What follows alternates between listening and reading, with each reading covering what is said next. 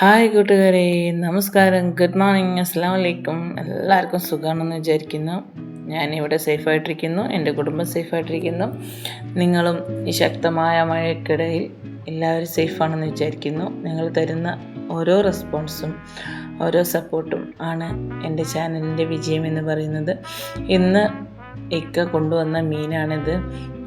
ആദ്യം കാണുന്ന ആ 2 മീൻ പാര, ചെറിയ കൊച്ചു പാരയാണ് കേട്ടോ. പിന്നെ ഇത് നമ്മൾ നല്ല പുളിയിട്ട് വെക്കാനും ഫ്രൈ ചെയ്യാനൊക്കെ പറ്റിയ നെത്തോലിയാണ്. നെത്തോലി ചെറിയ മീനല്ല.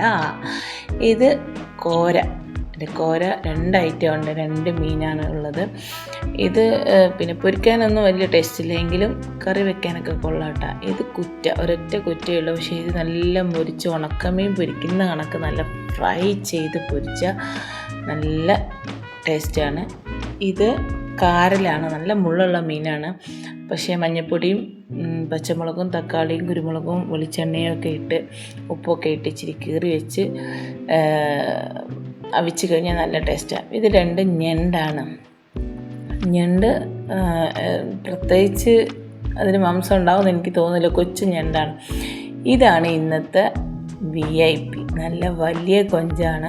ഞാൻ സൂം ചെയ്ത് എടുത്തിട്ടില്ല. വലിയ കൊഞ്ചെന്ന് പറഞ്ഞാൽ നല്ല വലിപ്പമുള്ള കൊഞ്ചാണ്. അപ്പോൾ ഈ കൊഞ്ച് ബിരിയാണിയൊക്കെ വെച്ച് കഴിഞ്ഞ് കഴിഞ്ഞാൽ നല്ല ടേസ്റ്റാണ്. കണ്ട, ഞാൻ കയ്യിലെടുത്തതാണിത്. വലിയ കൊഞ്ചാണ് കേട്ടോ, അത്യാവശ്യം വലിപ്പമുള്ള കൊഞ്ചാണ്. നമ്മൾ കിട്ടിയതിൽ നിന്ന് ചെറിയൊരു പങ്ക് ഇക്കയുടെ സിസ്റ്റർക്കും കൊടുത്തു. പിന്നെ നല്ല ടേസ്റ്റാണ് കേട്ടോ.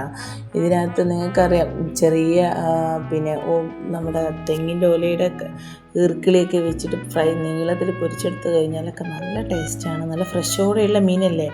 പിന്നെ അതിന് ഞാൻ മാറ്റി വെച്ചതാണ് ചെറിയ കൊഞ്ച്. ഞാൻ വിചാരിച്ചു ഇതിട്ടിട്ട് നല്ല വറുത്ത തേങ്ങ വറുത്തിട്ടൊക്കെ അരച്ച് വെച്ച് കഴിഞ്ഞാൽ നല്ല ടേസ്റ്റായിരിക്കും.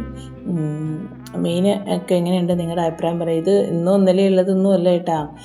അങ്ങനെ മാറ്റി വെച്ച മീനും നല്ല ഫ്രഷ് ആയിട്ടുള്ള മീനാണ്. ലൈക്ക് ചെയ്ത് സപ്പോർട്ട് ചെയ്യണേ.